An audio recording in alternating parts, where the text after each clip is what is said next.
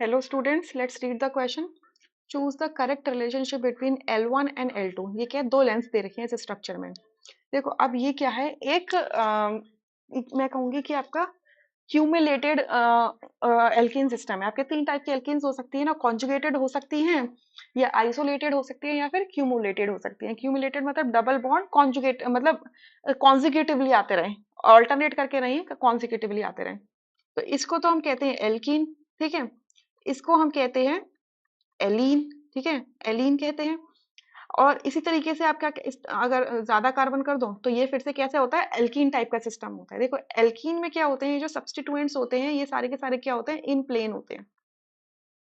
लेकिन एलीन के अंदर क्या होते हैं, ये जो दो डबल बॉन्ड्स होते हैं ये म्यूचुअली परपेंडिकुलर होते हैं, जिसकी वजह से आपके दो बॉन्ड्स तो क्या होते हैं सब्स्टिट्यूएंट्स के, वो प्लेन में होते हैं, और बाकी के दो कैसे होते हैं, अबव द प्लेन और बिलो द प्लेन होते हैं. बट अगर आपने फिर से डबल बॉन्ड और लगा दिया एक और, तो इस डबल बॉन्ड की वजह से प्लेन में होगा, इस डबल बॉन्ड की वजह से आउट ऑफ प्लेन होगा, और इस डबल बॉन्ड की वजह से फिर से प्लेन में होगा. तो यानी कि ये सब्स्टिट्यूएंट सारे के सारे कैसे हो जाएंगे, प्लेन में आ जाएंगे. तो ये इसका मतलब ये जो सिस्टम होगा जिसमें odd number of double bonds होते हैं, ये कैसा बिहेव करता है, एल्कीन टाइप का बिहेवियर होता है इसका. कैसा होता है, एल्कीन टाइप का बिहेवियर होता है. यानी कि ये ऐसा लगता है जैसे कि इथीन को स्ट्रेच कर दिया है, लंबा कर दिया है. तो अब कह रहे हैं कि आपने ये हाइड्रोजन लिया और ये हाइड्रोजन लिया, तो इसके जो डिस्टेंस है वो क्या है, L1. इसका डिस्टेंस क्या है, L1. और कह रहे हैं आपका L2 क्या है, ये डिस्टेंस है, ये डायगोनल डिस्टेंस है, ये डायगोनल डिस्टेंस है, ये आपका क्या है, L2 है. ठीक है, L1 एंड L2. तो ये जो सिस्टम होने वाला है ये कुछ ना कुछ रेक्टेंगुलर जैसा होगा. ये कुछ ना कुछ कैसा होगा, रेक्टेंगुलर सिस्टम होने वाला है. ठीक है, स्क्वायर सिस्टम तो नहीं होगा, रेक्टेंगुलर सिस्टम होगा, क्योंकि ये जो लेंथ है ये ज्यादा है, राइट, ये लेंस आता है.